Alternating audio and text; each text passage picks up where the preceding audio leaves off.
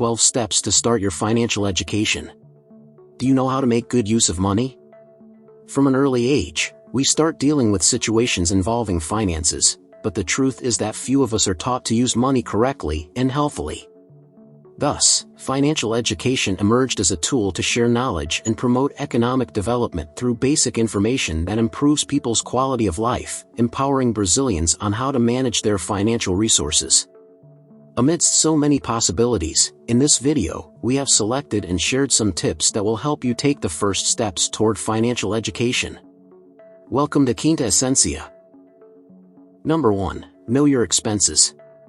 The expense spreadsheet is a classic tool in financial education that cannot be left out.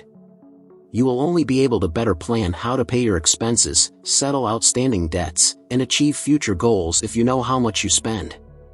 In this spreadsheet, you need to list fixed expenses, such as rent or mortgage installment, vehicle financing installment, utility bills for electricity, water, internet, and phone, food, any loans you may be repaying, and also variable expenses, such as credit card bills, shopping, outings, alternative dining, like dining out, for example, daily expenses. The total value of costs will not always be the same because there are these variable expenses. Therefore, the spreadsheet should be filled out every month. After 3 months, you will be able to get an average of your monthly expenses, which will make planning much easier. Additionally, the spreadsheet also helps you accurately visualize all your expenses, and that's why many people avoid it. Consequently, you will be able to identify which expenses can be reduced or even eliminated. Number 2. Beware of impulsiveness. It is common to be driven by the maxim of now is worth more, taking actions without thinking.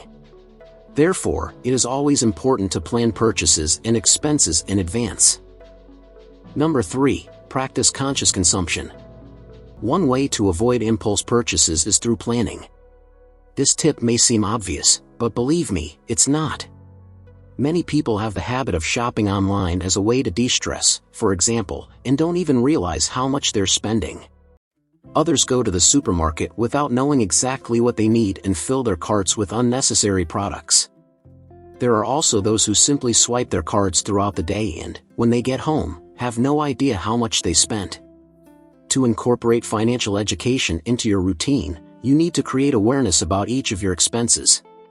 In other words, really be mentally present each time you swipe your card or complete an online purchase. Think about it. There are strategies for this. For example, if you think you buy a lot online on impulse, try the following: opt for paying by invoice. This way, you will have a deadline to make the payment, and during that interval, you can think about whether you really need that product or if it was just a moment of enthusiasm. It's a fact that when we enter a store and talk about coming back later, we rarely do. Identify what your escapes are, that is, your unconscious expenses, and find strategies to control them. Number 4. Have an emergency fund. It is important to map out situations that are beyond our control, such as an accident or an emergency, by setting aside money for these situations. Many people have difficulty saving a monthly amount to build an emergency fund. If you identify with this, perhaps this reserve is too abstract for you, so give it a name. For example, family trip, home renovation, or any other goal you have that requires financial planning. Looking at your expense spreadsheet and being aware of your monthly income, define an amount that you will save each month to put into this reserve. With a specific goal in mind, it will be easier to save. Number 5. Pay attention to influences. Not allowing yourself to be swayed by advertisements and media actions is also an important practice to implement financial education. Number 6. Talk about money. This is a major maxim of financial education. The subject cannot be taboo.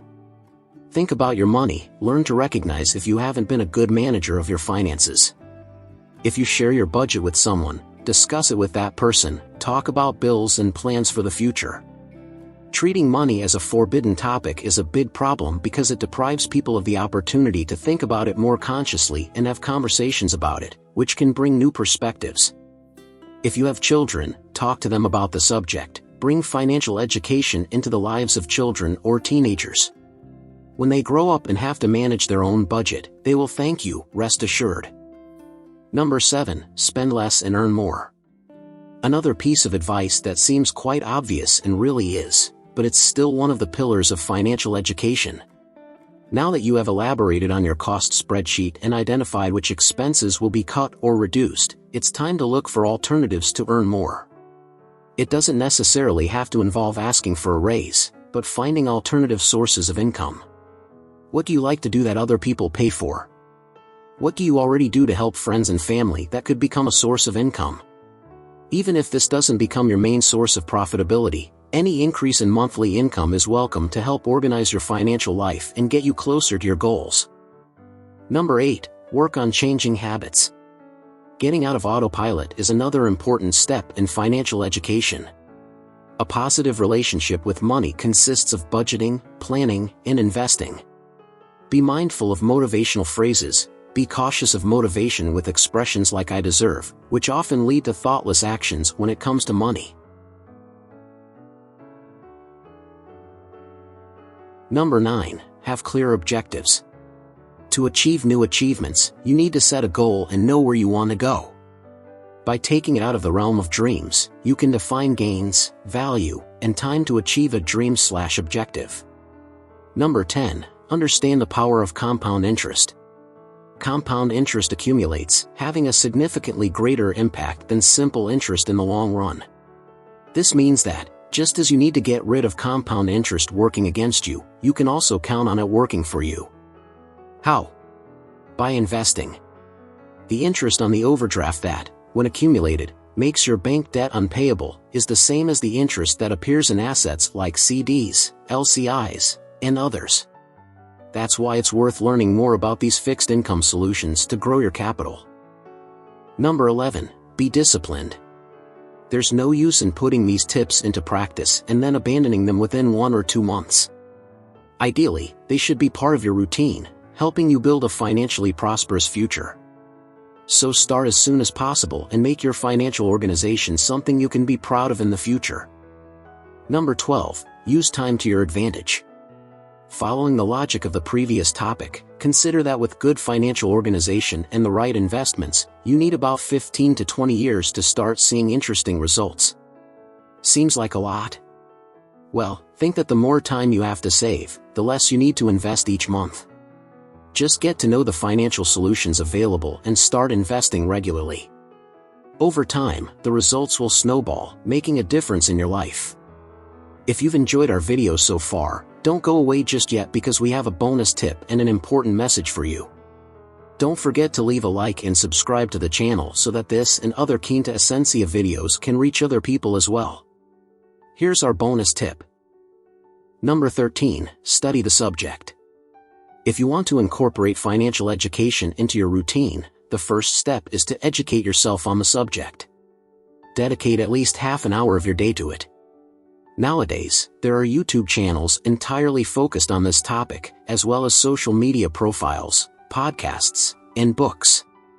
Look for different professionals who provide these guidelines until you find one whose language resonates with you. The more you educate yourself, the more awareness you will create, and this will directly reflect on how you manage your budget. Financial education is nothing more than a way to achieve a healthier relationship with money. But it's not enough to just understand the concept, the most important thing is to put it into practice in your daily life.